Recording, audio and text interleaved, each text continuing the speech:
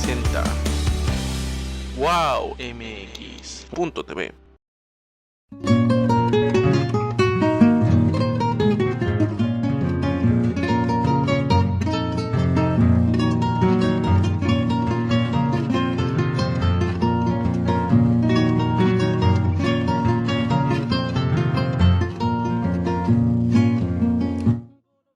Muy buenas tardes, querida audiencia. Bienvenidas y bienvenidos a esta emisión de Hilando Contextos, un espacio en donde se tejen opiniones.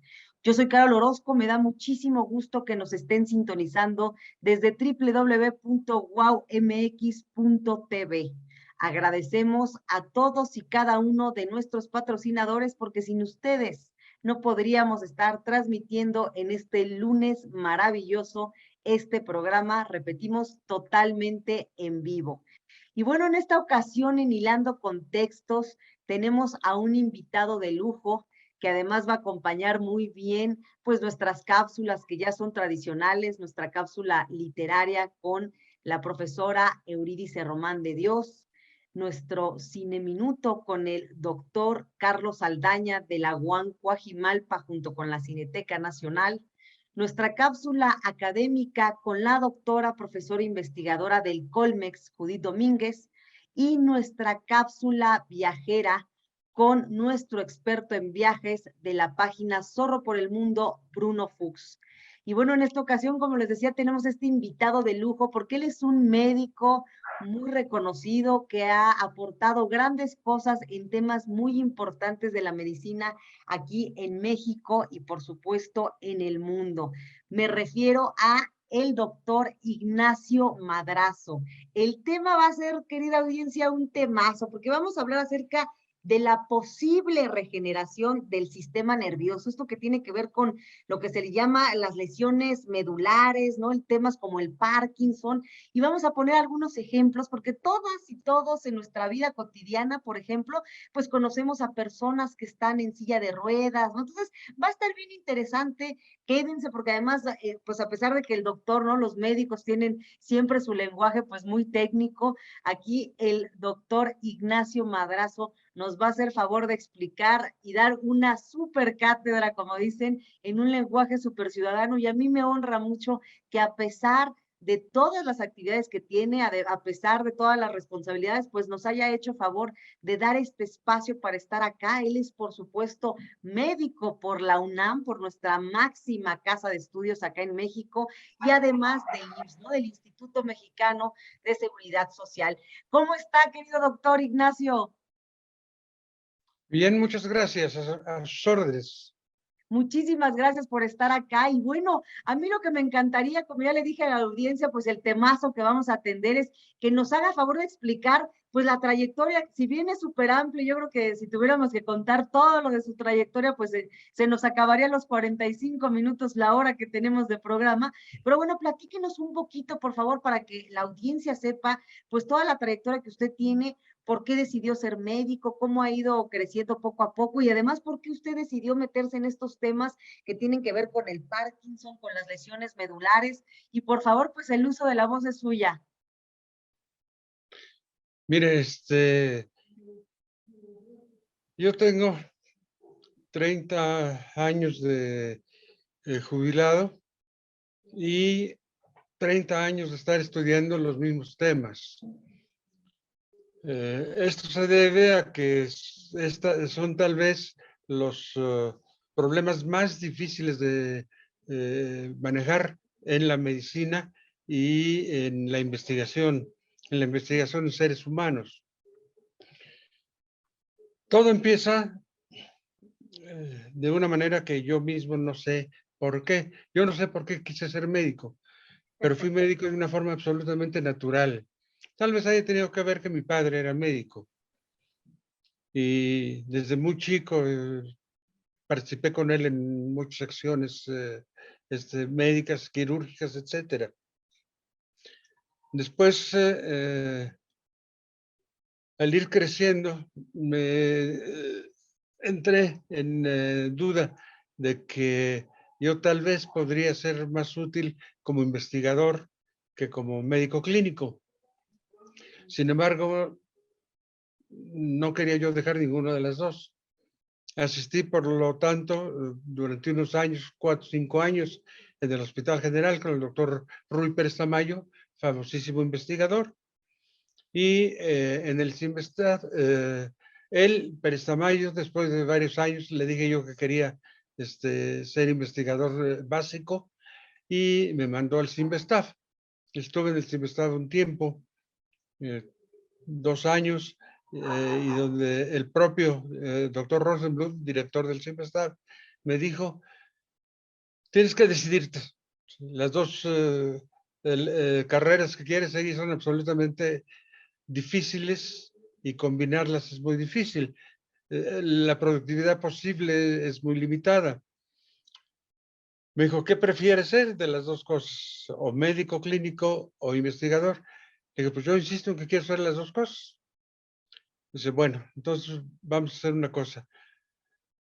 Vete, regresa con el doctor Pérez Tamayo al Hospital General de México y vamos a ver cómo te desarrollas en una y después, con el tiempo, ya que seas más maduro, vamos viendo qué posibilidades de que seas investigador tenemos.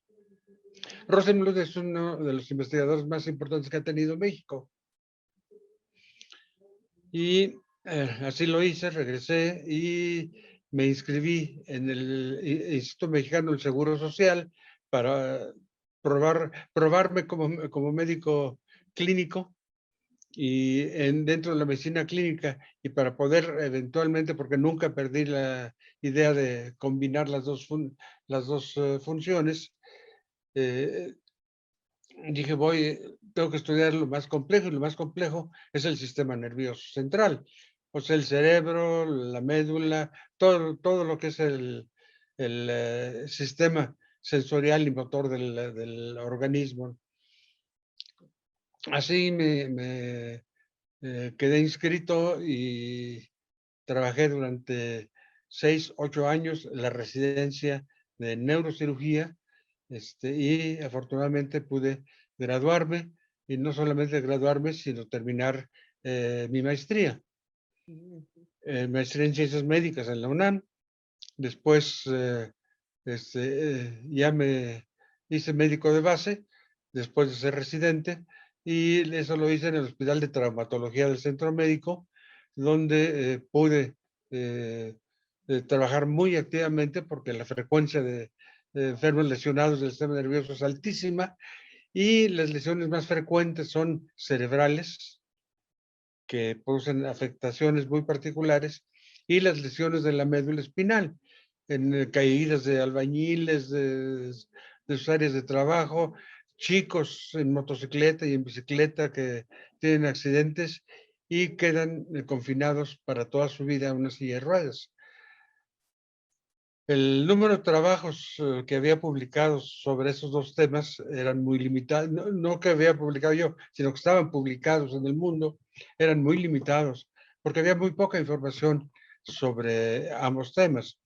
Sin embargo, yo siempre he dicho que para que haya árboles tiene que haber semillas, ¿sí? Y esas semillas en el área de la medicina es la investigación. Si no hay investigación, no puede haber desarrollo. Entonces, ahí encontré el entrelazamiento de las dos posibles funciones. ¿En dónde iba la investigación en ese momento? Justamente me tocó arrancar ya propiamente en la investigación el descubrimiento de una investigadora alemana, italiana, Rita Levi Montalcini, a quien le dieron el premio Nobel por haber descubierto una sustancia química que hacía que el cerebro, el sistema nervioso, pudiera regenerarse. Antes, muchos años se pensó que no existía. Incluso se decía que las lesiones neurológicas no tenían ninguna posibilidad de mejorar. Y a los familiares se les decía eso, ¿no? Se lesionó el cerebro, se lesionó la médula, y esto no hay forma de curarlo. Rita Levi Montalcini lo que descubrió fue un factor que fue parte de la observación médica. Eso es lo interesante. Todo esto viene de una observación clínica de esas gentes que ven más allá de lo que ve todo el mundo. Y ella dijo, bueno, si nos cortamos la piel, se regenera. Si nos cortamos cualquier parte de los organismos, si nos cortamos el hígado, se regenera. Si nos cortamos cualquier otro órgano, una pierna, tienen un proceso de regeneración. Entonces, hay factores que producen esta regeneración, porque además tienen un freno, ¿sí? Si nos cortamos la piel, se regenera hasta donde ya se regeneró, y hay algo que le dice ya acabaste tu chamba, ¿sí? Y a estos les llamaron factores tróficos cutáneos, dentales, de cualquier órgano, ¿sí? Pero lo que no aparecía era el factor trófico del sistema nervioso. Pero Rita Levi-Montalcini vio que si a una lagartija se le corta la cola, en unas cuantas semanas regresa la cola. Y se le corta una pata, todos los batracios, en unas cuantas semanas, meses, los más grandes, regeneran totalmente el tejido. Dijo, entonces, sí hay regeneración del sistema nervioso. Aquí debe andar el factor trófico neural. Se hace un equipo de investigación específico y describe las características químicas detalladas del factor trófico neural, lo cual la hizo ganar el premio Nobel. A partir de sus estudios, guiados por esa información, hubo un norteamericano que estudió a los canarios y también de la sola observación, quitándoles el área del canto a los canarios, veía que dejaban de cantar. Pero cosa curiosa, en un año estaban cantando otra vez. Entonces dijo, bueno, ¿qué pasa aquí si ya se la quité? Resulta que en los canarios, si se quita el área del canto, si se puede decir canto, esta se regenera, pero en donde sea, no en la misma parte del cerebro. O sea que, que el factor trófico es mucho más activo y puede funcionar en un sitio o en otro. Ya con esto se va formando un paquete de información que permite a algunos investigadores, entre ellos no me gusta comentarlo así, pero pues así fue, ahí metí mi cuchara yo. Esta cuchara permitió que me dieran el Premio Nacional de Ciencias. Wow. Esto fue en 1987, hace justamente 30 años, por eso digo, tengo 30 años de trabajar y 30 años de investigar el mismo tema. Oiga, pero además, de verdad, felicitarlo porque no solo se siente un gran orgullo, pues, ganar algún premio y representar dignamente al país y además a nivel internacional, sino que esta investigación que usted hace 30 años participó, colaboró, pues definitivamente es referente para las investigaciones a nivel, repito, no solo nacional, sino a nivel mundial. Entonces, qué bonito que muchos médicos que actualmente están estudiando estas ramas que usted pues desde hace 30 años se ha dedicado a hacer, pues tengan como referencia los trabajos que usted, ¿no? Las líneas de trabajo que usted ha realizado. Es que muchas felicidades. Gracias. Sí, mira, el impacto del trabajo pues de mi grupo, no solo míos, porque somos un grupo de investigadores, fue muy grande, tanto que fui invitado a 40 y tantos países a presentar mis datos, incluyendo a la institución de Karolinska, Ah, Suecia. sí, sí. Y han sido muy bien vistos, tanto que cada que algún investigador hace un trabajo en que considera que partieron de los trabajos de uno, se hace una cita internacional a las revistas de todo el mundo. Estos son sistemas perfectamente establecidos. Y nosotros andamos ya cerca de 5,000 citas. Eso quiere decir que por lo menos 5,000 investigadores del mundo han considerado que la participación de uno fue buena o mala. Eso, pues, hay diferentes opiniones en torno a los dos temas. Pensamos, ya que vimos que había algunas opciones, pensamos en qué enfermedades, porque siempre como médico tiene uno la idea de que la medicina está hecha para curar enfermedades. Claro. Entonces pensamos, teníamos que encontrar una enfermedad que tuviera acercamientos muy pequeños, como es la enfermedad de Parkinson, o sea, entre una neurona y otra, una distancia corta. Y además que estuviera participando una sustancia química conocida en la causa de la enfermedad. Oiga, lo cual es sumamente interesante porque muchas veces no todas las personas, seguramente la audiencia que nos está viendo, pues hemos tenido algún contacto con algún familiar, o hemos estado escuchando a alguien que le da el Parkinson y muchas veces no sabemos qué es, ¿no? Que nos hace muy común, pero nos cuesta trabajo entender, creo que en menos en mi caso, El lo Parkinson típico. tiene una peculiaridad y es que es de muy fácil diagnóstico, Exacto, porque entonces como que casi todo el mundo puede ser. como que uno no se Todo da el mundo cuenta. puede hacer el diagnóstico a un parkinsónico, porque Claro. las características clínicas son temblor, movimientos muy lentos, alteraciones del equilibrio, alteraciones de la marcha, Sí, una pero el serie de temblor cosas es... que me imagino que han de ser ahora sí que increíbles en el sentido de decir cómo las podemos estudiar. Oiga, tenemos que irnos a un corte comercial, pero no se vaya, querida audiencia, estamos aquí con el doctor Ignacio Madrazo. Por favor, sigan sintonizándonos desde www.wowmx.tv.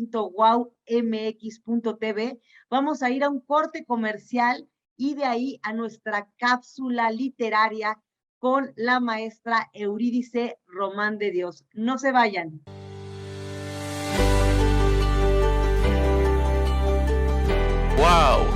wowmx.tv. Saludos al auditorio de Hilando Contextos. Un texto no solamente se construye de sentimientos, sino también de experiencias. Para escribir mejor, sin duda, es importante recorrer ciudades, recorrer y conversar con diferentes personas, poner atención en objetos y cosas. En la lectura y la escritura, un texto se arma con palabras que reverberan en la mente, porque tienen una sonoridad que crea una imagen y una lógica interna que comunica, capaz de crear un tiempo y un espacio de vida que nos hace viajar constantemente. Invito a todas las personas que nos escuchan a intentar escribir lo que quizás escribirían si escribieran. Suena repetitivo, pero intentar la escritura es un ejercicio de liberación y catarsis que nos permite reencontrarnos y reconstruirnos en el viaje constante de las palabras. Hoy les voy a leer un poema que se titula Somos. Somos Uxmal, Chichen Itzá, la venta, los que llegaron y los que se fueron. Somos la voz del cuerpo eternamente, canto de lirios, serpientes, pájaros. Somos caimán, yuca, jarana, sustancia para el cuerpo de los peces, trazo infinito, rigor extremo, esa nada. Punto diminuto que sostiene la imagen. Somos ojos de mar ante la estrella caída. Algún día sabremos que hemos sido un equívoco constante, el mismo que en segundos se derrama de tanta perfección, revienta.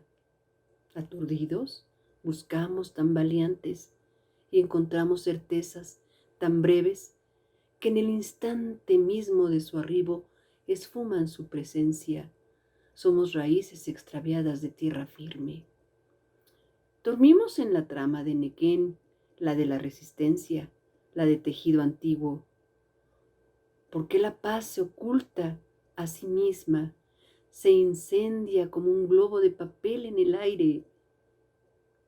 Dejo para el olvido las trampas de la inteligencia. Me gusta guardar boletos, concentrado de viaje, papeles que se ensanchan.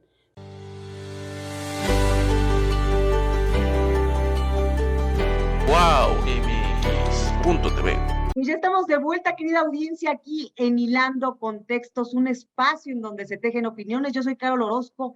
Gracias por estar sintonizándonos totalmente en vivo desde www.wowmx.tv.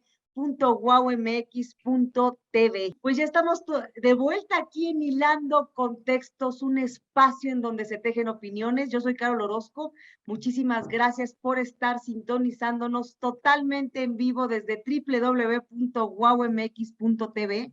Esperemos que les haya gustado nuestra cápsula literaria que nos mandó la maestra Eurídice Román de Dios. Recordarles que la maestra Eurídice Román de Dios está dando unos talleres increíbles. Ahorita en pantalla está apareciendo el cartel promocional de los talleres que nos hace favor de dar Eurídice Román de Dios. Así es que escríbanle, querida audiencia, y van a ver que no se van a repetir.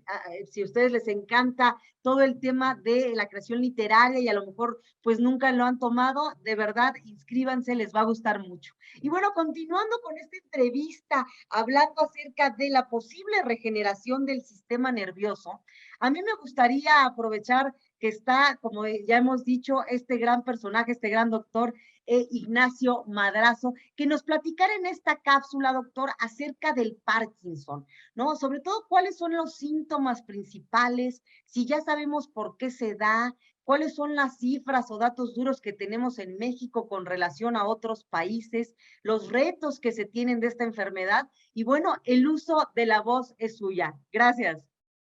Gracias.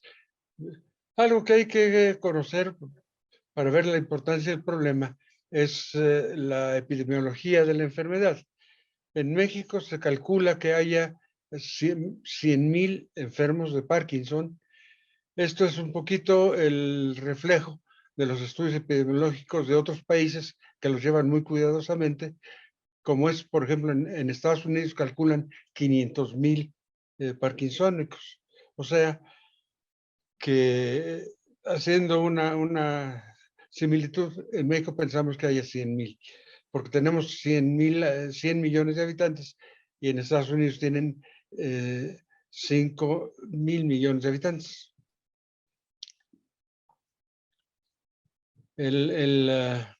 Los síntomas más importantes del Parkinson son muy fácilmente detectables.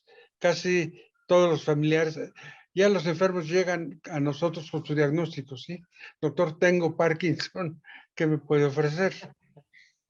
Y esto es porque se caracteriza por alteraciones de la marcha, caminar muy lento y torpe, y en poco tiempo aparece un temblor. Y un temblor que es muy característico, porque le llamamos temblor en cuentamonedas, ¿sí? Como quien estuviera contando billetes o monedas. No es un temblor simple, sino con ese tipo de movimiento. Además, hay alteraciones de la memoria. No son muy importantes al principio, tardíamente sí.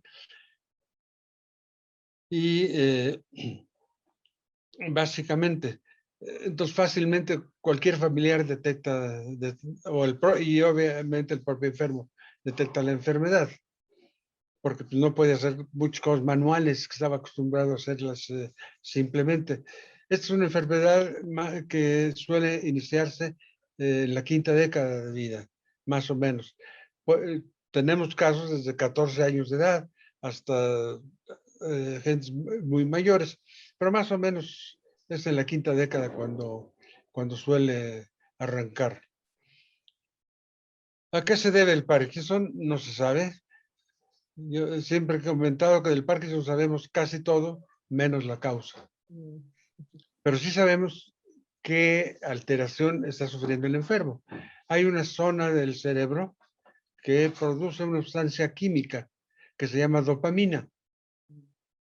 La deficiencia de dopamina es la que produce el Parkinson. Y eso, el hecho de que sea una sola sustancia química, hasta el momento es lo que sabemos, facilitaba la investigación, porque si estamos peleándonos con una sustancia química y la tratamos de reponerla, entonces el enfermo debe mejorar. Con ese pensamiento dijimos, bueno, ¿de dónde tomamos del propio ser humano una sustancia que tenga dopamina? Y hay arriba de los riñones unas glándulas, que son las glándulas suprarrenales, que entre otras cosas producen dopamina y las producen unas células muy específicas que productoras de dopamina. Entonces dijimos, bueno, pues vamos a tomar ese tejido e implantarlo en el cerebro. Se implanta con una técnica que se llama estereotáctica, en que es muy poco agresivo, es nada más como una aguja que pasamos a hacer un centro muy específico, muy pequeñito, de la parte de atrás del cerebro, y que funciona con dopamina. Así lo hicimos en los primeros casos y hubo una mejoría muy importante de los enfermos. Después nos dimos cuenta que la cirugía para tomar las glándulas suprarrenales era una cirugía grande, agresiva, casi como la que usan los nefrólogos para quitar un riñón. Entonces es una técnica grande. Entonces dijimos, ¿de dónde podemos tomar tejido que produzca dopamina? Y entonces ocurrió que el ser humano está produciendo dopamina desde en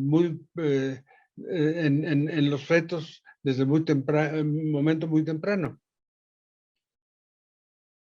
En esa época era muy complicado pensar siquiera en que pudiéramos usar un feto. Estoy hablando de hace 30 años. Pero afortunadamente fue una época en que pudimos reunir al director de la UNAM, al secretario de Salud, al director del Instituto Politécnico, en fin, a las grandes personalidades médicas y solicitar la autorización de aprovechar los abortos no provocados, los abortos espontáneos, para extraer ese tejido ahora sí, del cerebro del feto que fue abortado. Obtuvimos el permiso de hacerlo, afortunadamente, y pensábamos que iba a ser muy difícil, y no fue difícil porque no hay otra cosa que ofrecerle a los parkinsónicos. No había, ahora ya hay otra cosa. Y procedimos a hacer los primeros casos con muy buenos resultados. Ya los suecos habían intentado hacerlo, pero no habían tenido buenos resultados. Entonces vinieron inmediatamente a visitarnos y el sueco que había hecho los intentos, antes de eso me dejó una carta que decía, Nacho, si viste que estaba yo muy enojado, es que estaba yo muy enojado, porque en teoría hicimos casi lo mismo, pero a ti te funcionó. Empezó a pasar a transcurrir el tiempo y nosotros los primeros casos los hicimos con cirugía abierta, ¿sí? Abriendo el cráneo para ir al punto exacto y depositando directamente las células. Después, con el avance de las técnicas, y ahora sí, aprovechando los casos de otros investigadores, empezamos a hacerlo con estereotaxia, que es mucho menos agresiva. Se puede operar, el enfermo se puede ir a su casa el mismo día, o generalmente los mantenemos en hospitalización un día o dos para ver que no haya ninguna complicación, y los resultados han sido muy buenos. La progresión, en poco tiempo había más de 100 casos hechos en todo el mundo, con efectos como siempre sucede en medicina, formando una curva en la cual hay malos resultados, muy buenos resultados y resultados medianos, ¿no?, que forman curvas estadísticas muy conocidas. Nosotros tuvimos los mismos resultados, pero el número de buenos resultados era suficiente para seguir avanzando con la técnica. La publicación más reciente nuestra sobre eso es una publicación sobre 7 casos de pacientes parkinsónicos de diferentes edades y que seguimos por 5 años. Wow. Para poder comparar el estado previo y el anterior. Y tuvimos resultados suficientemente buenos en número y en calidad de resultados como para que siguiera adelante, y la progresión internacional del procedimiento ha seguido avanzando hasta la fecha. Sigue habiendo cada vez más citas internacionales al procedimiento.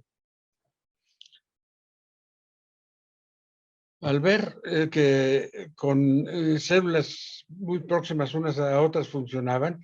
Bueno, tengo que decir antes el tratamiento que ahora existe. Como se trata de una sola sustancia química, que es la dopamina, hay medicamentos productores de dopamina que se le dan a los enfermos y que mejoran notablemente. Entonces, pues, para los enfermos que no están interesados o prefieren no operarse, la dopamina está dando maravillosos resultados, ¿sí?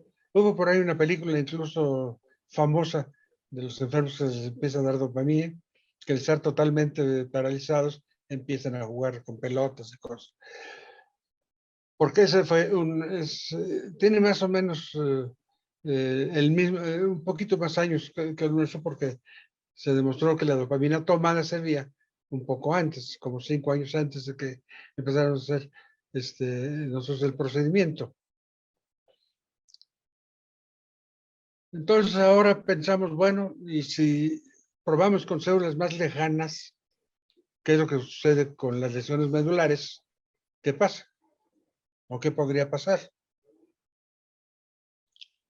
Las lesiones medulares, como comentábamos, son extraordinariamente frecuentes y muy destructivas para la vida diaria de los enfermos, porque quedan paralizados desde la altura de la lesión de la médula, que es frecuente en las fracturas de la columna, hacia abajo, y se pierden funciones urinarias, sexuales, motoras, sensitivas. Entonces queda prácticamente sin ninguna actividad y ninguna función de la lesión hacia abajo. Eso, claro, es un problema más serio, porque resulta que las lesiones medulares, que la médula tiene solamente 2 neuronas. Una neurona que va desde el cerebro hasta la columna, y otra neurona que va de la columna hasta la punta del pie.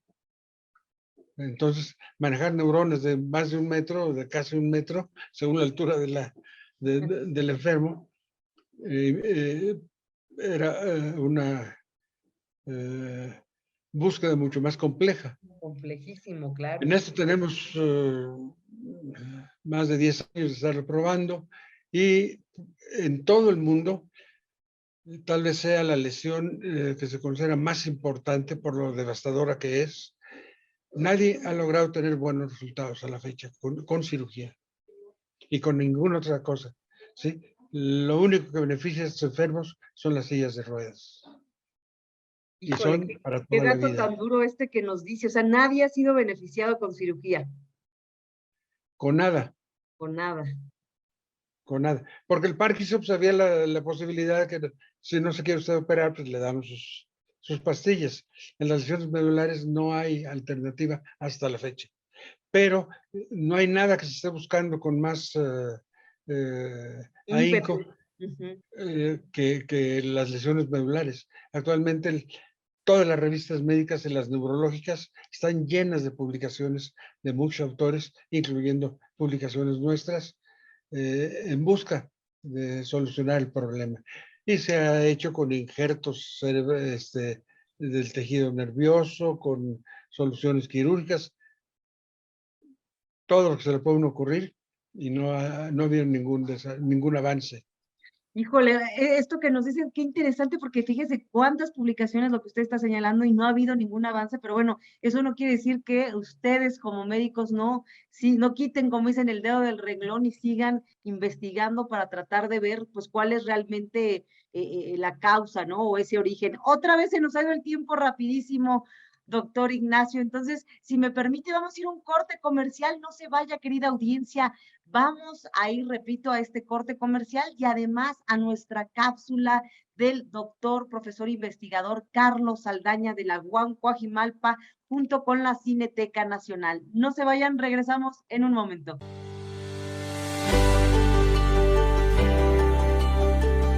Wow MX.tv.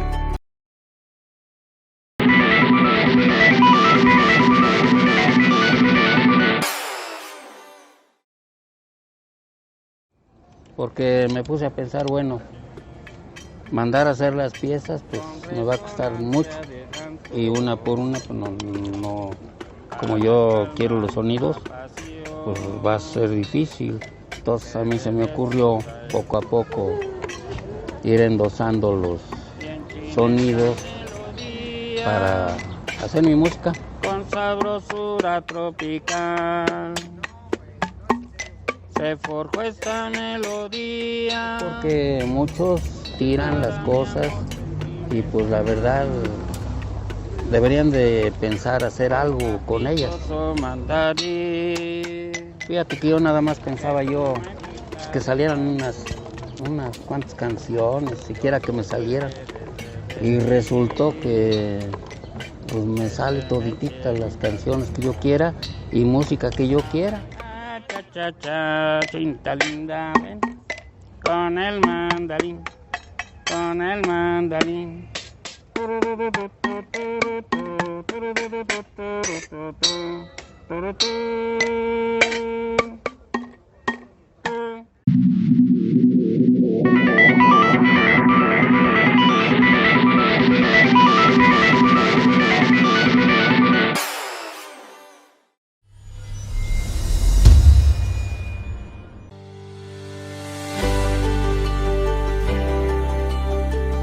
Wow MX.tv. Pues ya estamos de vuelta en este tercer bloque, querida audiencia. Gracias por estar sintonizándonos en Hilando Contextos, un espacio en donde se tejen opiniones. Yo soy Carol Orozco. Espero que les haya gustado nuestra cápsula del Cine Minuto con el profesor investigador Carlos Saldaña de la UAM Coajimalpa. También invitarles a que se inscriban a este festival que hace cada año, este Festival Internacional del Cine Minuto, que se realiza UAM Coajimalpa con la Cineteca Nacional. Y también que sigan todo el contenido que tiene la Cineteca Nacional, que realmente es extraordinario. Y bueno, continuando con esta entrevista con el doctor Ignacio Madrazo, a mí me gustaría, doctor, que en este tercer bloque nos pusiera algunos ejemplos y nos platicara sobre todo de qué tipo de procedimiento se hace con las personas que llegan con estas lesiones medulares, para que pues vayamos viendo, repito, el procedimiento y estos ejemplos, y la audiencia en un lenguaje muy ciudadano, pues nos podamos realmente involucrar en este tema. Adelante, por favor, el uso de la voz es suya. Gracias. Bueno, miren, las lesiones medulares hay de dos tipos. Lo que se llaman lesiones incompletas y lesiones completas. La médula es un cordón que recorre toda la columna. Entonces, en el momento en que hay una fractura, por ejemplo, un coágulo, se lesiona la médula y se puede lesionar una parte de la médula o toda la médula quedar seccionada. En las lesiones incompletas sí hay muchas cosas que hacer. Lo primero es descomprimir a la médula de lo que está comprimiéndola. Y esos enfermos tienen posibilidades de mejorar y mejoran muchos. Con las otras lesiones, con las lesiones completas, ahí sí estamos sin poder dar ninguna respuesta a los familiares, más que va a requerir apoyo y vigilancia y cuidados durante toda su vida. Este muchacho, porque generalmente son gentes jóvenes, son lesiones muy frecuentes en las motocicletas, en las bicicletas y en los deportes. Golpes sobre la fractura, sobre la columna, que son muy comunes, ¿no? En las lesiones incompletas, la cirugía inmediata es fundamental, ¿sí? Hay que hacer siempre un estudio para ver la médula, que ahora se hace con las tecnologías modernas para observar a la médula, que es la tomografía computada, la resonancia magnética. Entonces se ve perfectamente si la médula está comprimida o seccionada. Si está comprimida nada más, debe operarse de inmediato al paciente, porque entre menos tiempo esté comprimida la médula, por hueso, por tejido, por coágulo, las posibilidades de mejoría existen. Si al hacer los estudios vemos que la médula está partida de plano, ahí sí salimos con la mala noticia con los familiares, a decirles que no hay a la fecha ninguna solución de ningún tipo, ni médica ni quirúrgica. Hay formas de ayudar a los enfermos se llama paraplegia, esta parálisis de la parte inferior del cuerpo. Y aquí entran los fisioterapeutas poniendo prótesis. Actualmente hay mucho desarrollo en la técnica de formación de equipos y aparatos que ayudan a los enfermos a caminar. Ya se puede lograr, por ejemplo, que un parapléjico esté parado, ¿sí? Con sus aparatos, o incluso que dé unos cuantos pasos, pero hasta ahí nada más. Y obviamente la parte urinaria, que es tan importante, la parte sexual, no tienen ninguna posibilidad de recuperarse. Es una lesión muy trágica, por eso es que estamos Claro. tantos grupos. Actualmente le di una cantidad de grupos investigando sobre lo mismo, por lo desagradable que es la patología. No, por supuesto. Terrible esto, como dice usted, es una enfermedad sumamente trágica. En porcentajes más o menos, ¿a quién le da más? ¿A hombres, a mujeres? ¿Qué nos puede comentar de estas como cifras duras, doctor? A hombres. Sí, porque le digo, son las motos, las bicicletas y el deporte serio, extremo, ¿no? O los accidentes. Y esas 4 cosas son más frecuentes en hombres, ¿sí? Aunque sucede también en mujeres, obviamente. En mujeres hay otra causa que son los tumores. Los tumores pueden comprimir a la médula, ¿sí? Por ejemplo, las metástasis de cáncer de mama, que es tan frecuente, a veces manifiestan porque los enfermos empiezan a perder la capacidad de mover las piernas, de controlar sus esfínteres, etc. Pero hasta ahí nomás, ahí estamos muy limitados, pero buscando caminos con todo el impulso del mundo. Actualmente en los laboratorios del IMSS estamos estudiando fuertemente el problema, y en todo el mundo, ¿sí? Con diferentes niveles de desarrollo tecnológico, científico, etcétera.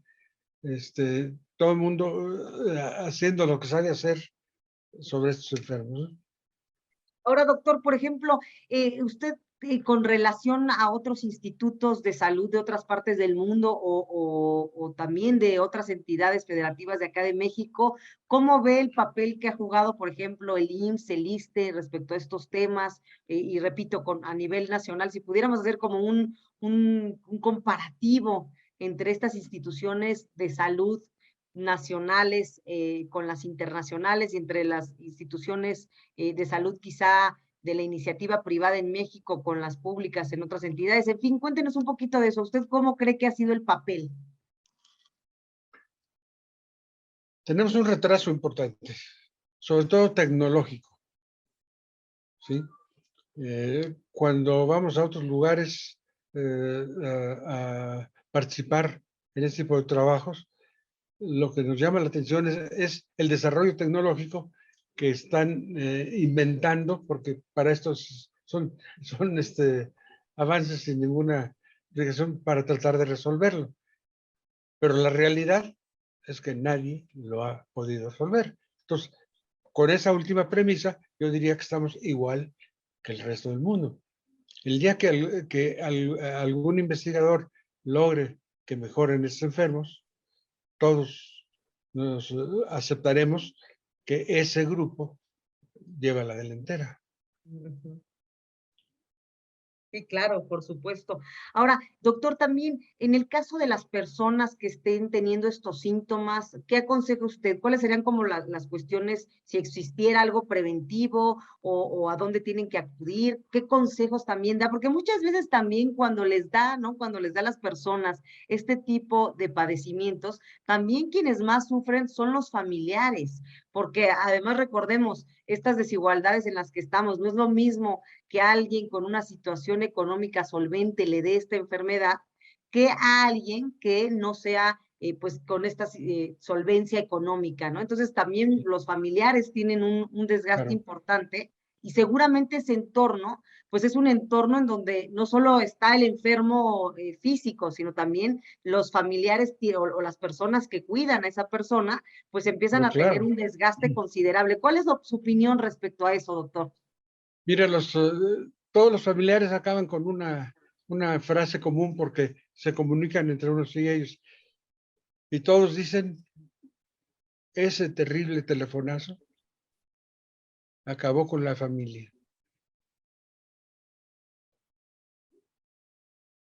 Así de simple. ¿Por qué? Porque se descompone toda la familia, ¿no? Todo el mundo tiene que dedicarse a participar en el manejo, en el tratamiento, y los recursos económicos son fundamentales para ofrecer, aunque sea una prótesis a estos enfermos, o mantenerlos movilizados para que no hagan escaras, vigilancia de dietas, etcétera, ¿no? Es muy complejo manejar a estos enfermos. Y obviamente los enfermos sufren mucho, pero tanto así sufre la familia. Ahora ahí, por ejemplo, ¿qué pasa con los enfermos que de repente dicen, sabes que yo ya no puedo con esta situación, mejor ya quiero la eutanasia?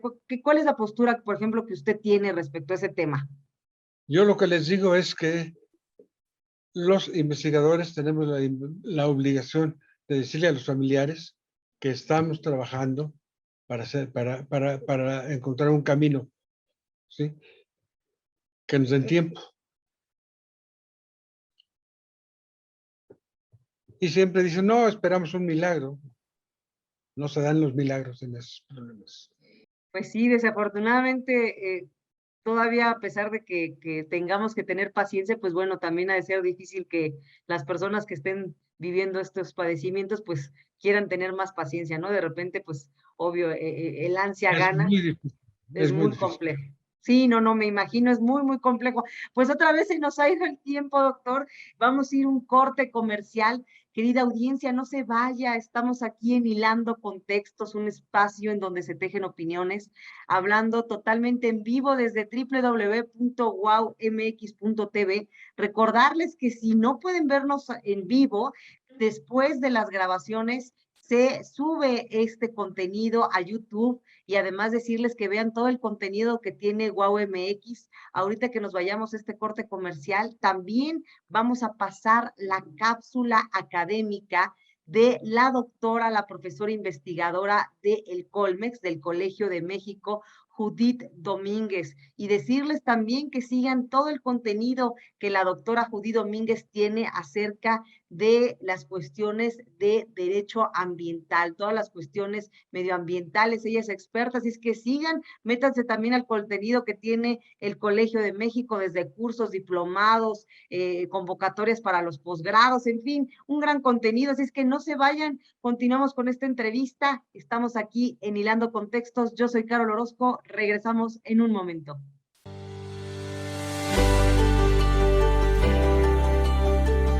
Wow, MX.tv. Hola amigos de Hilando Contextos, soy Judith Domínguez, profesora investigadora del Colegio de México, y en esta cápsula académica hoy quiero hablarles sobre el Día Internacional para la Reducción de Desastres, que se celebró la semana pasada, el 14 de octubre. Fue un día que pasó quizá un poco desapercibido, aun cuando hemos tenido en los últimos meses unas lluvias intensas y varias inundaciones en varias ciudades importantes del país. Importantes por la magnitud de población que tienen, por lo que representan para la economía del país, por la dinámica que se da en el día a día. Y estas son la Ciudad de México, Hidalgo, no olvidemos el desastre que hubo en Tula por el desbordamiento del río que lleva el mismo nombre, en Querétaro, donde se inundaron centros turísticos a niveles que antes no había pasado. Podemos preguntarnos, ¿qué pasó aquí? ¿Llovió de más?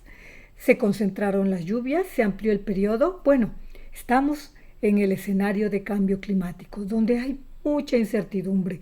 No sabemos muchas veces, no tenemos los datos ciertos, duros para decir con qué intensidad va a llover y en qué puntos. Y eso ha llevado a mostrar que los gobiernos locales, los estados e inclusive la Comisión Nacional del Agua no están preparados para atender inmediatamente estos eventos. Varias presas alcanzaron niveles máximos, incluso se desbordaron. Hubo que abrirlas, desfogarlas de otra manera, hubiera ocurrido un accidente y el desastre hubiera sido mayor. La cuestión es que tenemos poblaciones inundadas, grandes daños económicos en las economías familiares y una ausencia de una política coordinada entre la Secretaría de Protección Civil y la Comisión Nacional del Agua con los estados y los municipios. Eso es un hecho irrefutable que tendrá que abordarse inmediatamente. Ya he visto que algunos ciudadanos organizadamente van a demandar a la Comisión Nacional del Agua por no haber emitido una alerta temprana y en tiempo. Estamos en una etapa de construcción de esta nueva política para hacer comunidades y sociedades resilientes en la que todos debemos participar.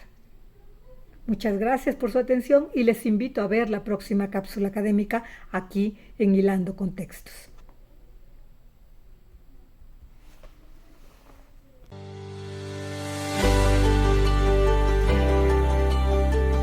Wow, MX.tv.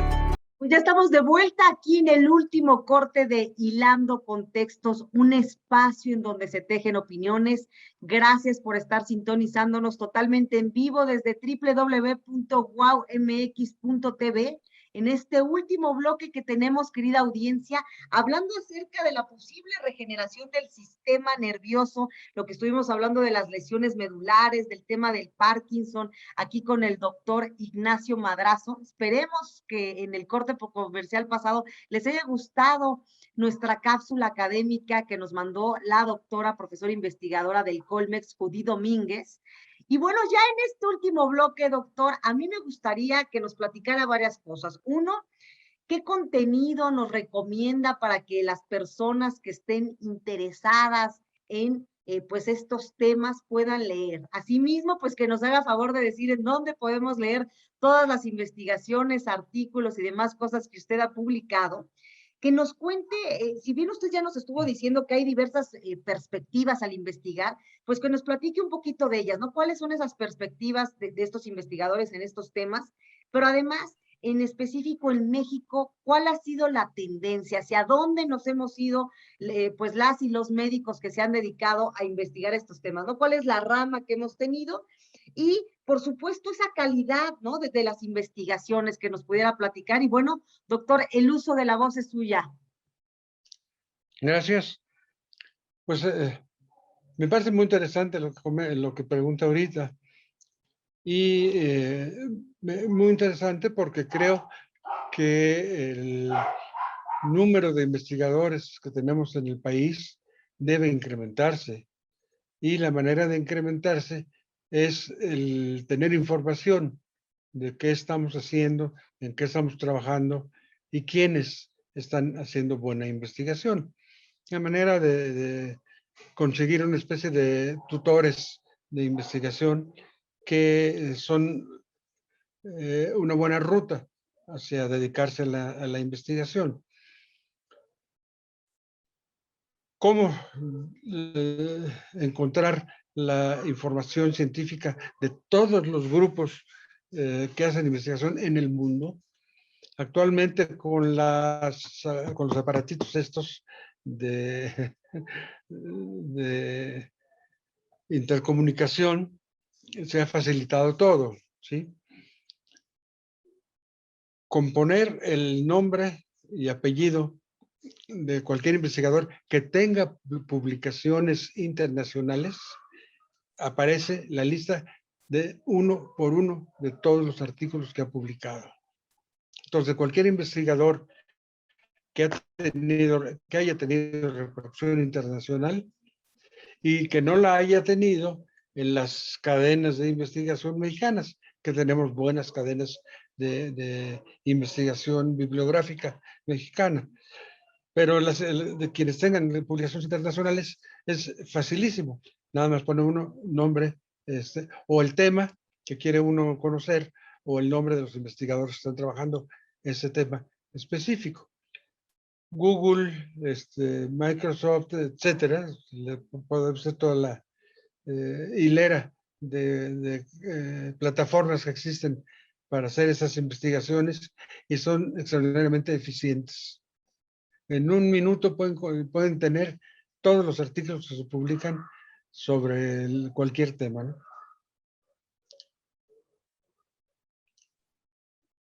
Así que, pues sí, me gustaría hacer un llamado a los jóvenes a que siembren semillas para que crezcan árboles, ¿no? Claro. Y fomentar las investigaciones, fomentar las lecturas, fomentar que nos involucremos en los contenidos que sacan nuestros investigadores. Y que se hagan investigadores, porque hay que ser investigador serio para investigar seriamente. Claro. Ahora, doctor, en el tema de lo que decíamos como de las perspectivas para investigar y hacia qué tendencia se ha ido más México, en ese tema, ¿qué nos puede comentar? Fíjese que en investigación neurológica hay un buen desarrollo. México tiene un buen número de participaciones, por ejemplo, en el estudio del Alzheimer, en regeneración del sistema nervioso, porque es lo que nos interesa a nosotros, y en otros campos, pero no me gustaría hablar de otros campos que no manejo, ¿no? Pero en neurobiología sí hay trabajos importantes, de avanzada, trabajos que puede uno comparar con los de cualquier otro país, con cualquier otro lugar, porque la mayor parte de la investigación arranca casi siempre con poca tecnología. ¿Sí? Ahora, en el tema, por ejemplo, que nos está diciendo ahorita de estas investigaciones, ¿qué perspectiva tiene usted respecto que muchas personas señalan que el presupuesto que hay para las investigaciones no es un presupuesto suficiente? Que también parte de que no haya tantas personas que quieran dedicarse a la investigación se debe a ello. ¿Usted está de acuerdo, está en contra? Y sobre todo, usted que desde hace 30 años se ha dedicado a la investigación, ¿qué nos puede decir respecto a la evolución que ha tenido? Hace 30 años había también poco presupuesto, o sea, había mucho, o ahorita es poco y a lo mejor es un mito. Cuéntenos, usted que está en el tema inmerso, Sí, qué mejor que de su propia voz nos comente. sí, Es importante que quien vaya a dedicarse a la investigación sepa que los investigadores no somos ricos, ¿sí?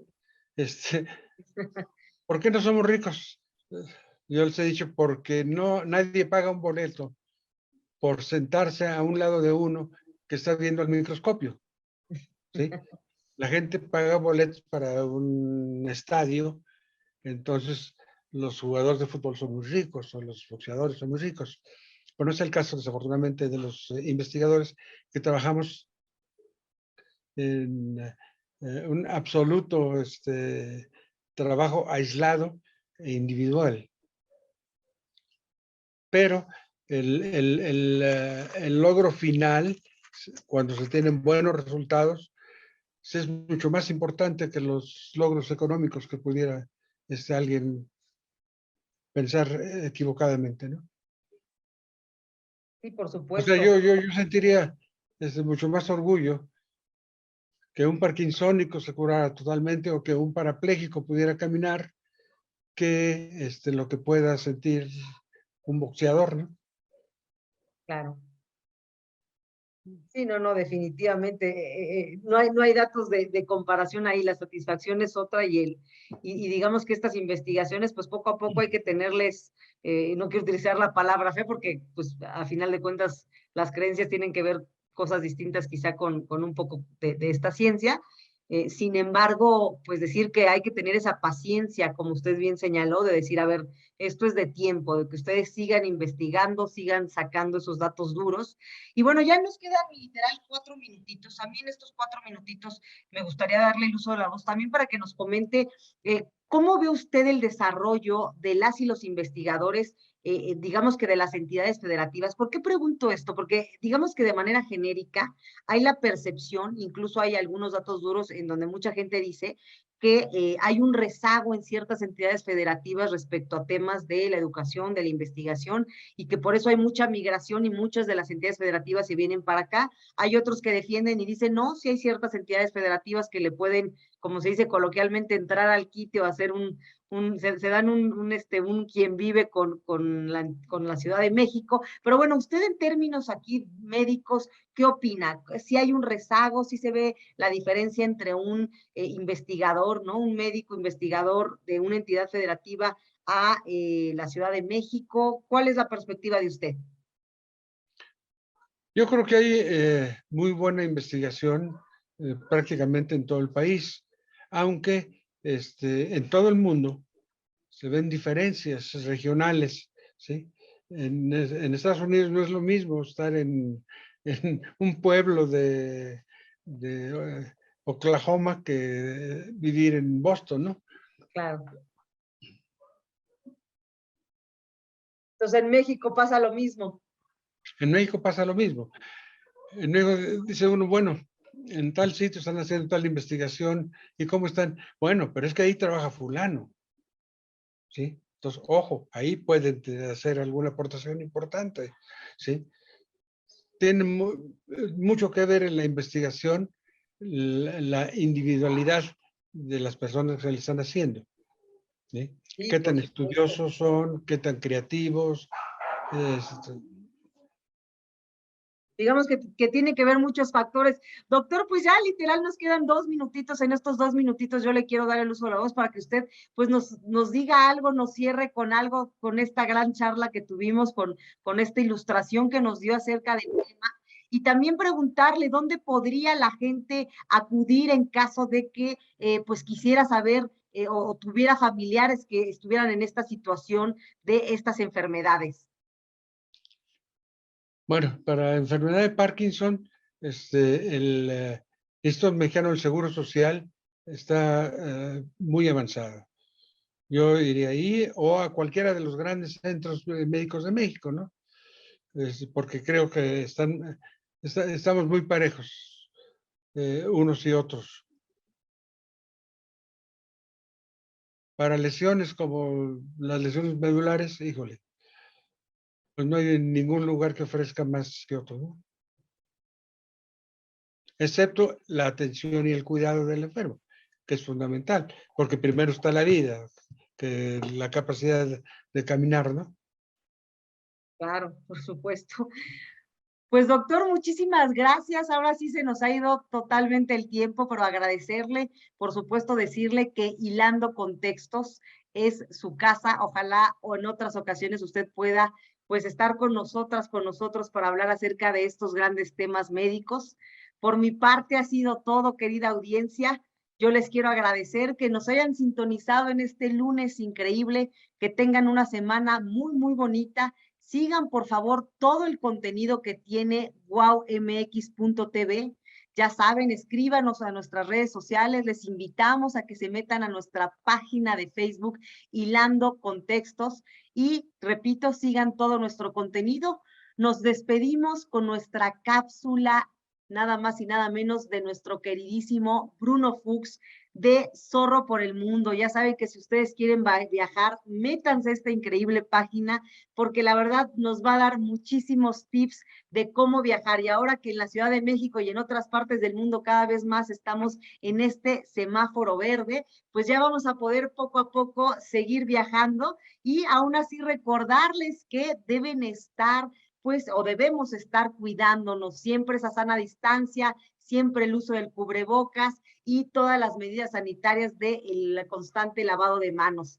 Muchas gracias, yo soy Carol Orozco, que tengan muy buena tarde y nos vemos la próxima semana en Hilando Contextos, un espacio en donde se tejen opiniones. Hola amigas y amigos de Hilando Contextos, soy Bruno Fuchs de Zorro por el Mundo y tengo el gusto de traerles la cápsula viajera de esta semana. En esta ocasión tengo una noticia que no es tan buena para los viajeros, y es que Lufthansa va a eliminar el servicio de alcohol y de bocadillos entre servicios de comida en sus vuelos de larga distancia. Eso representa varios problemas para los viajeros. El primero es que estamos recibiendo menos por nuestro dinero, y el segundo es que puede incentivar a otras aerolíneas a seguir el mismo patrón, sobre todo si los viajeros en realidad demuestran que esto no les interesa.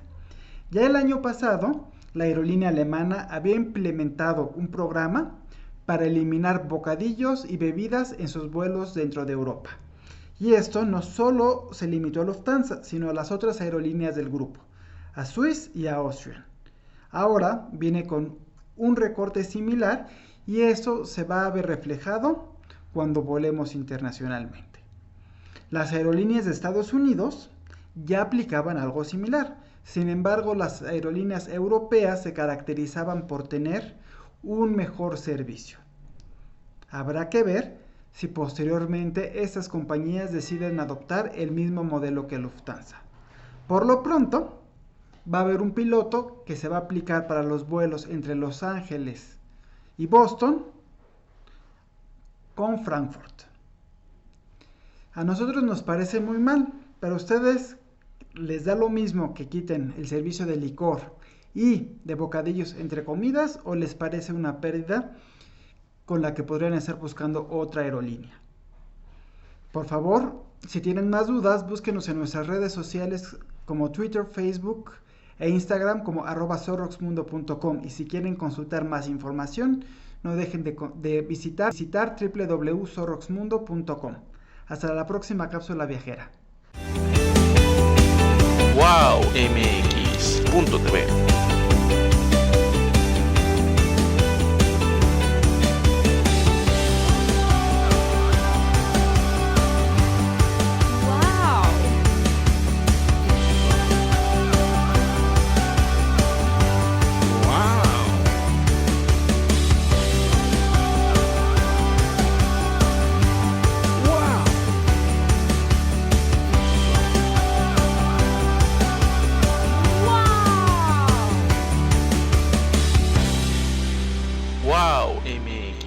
wowmx.tv.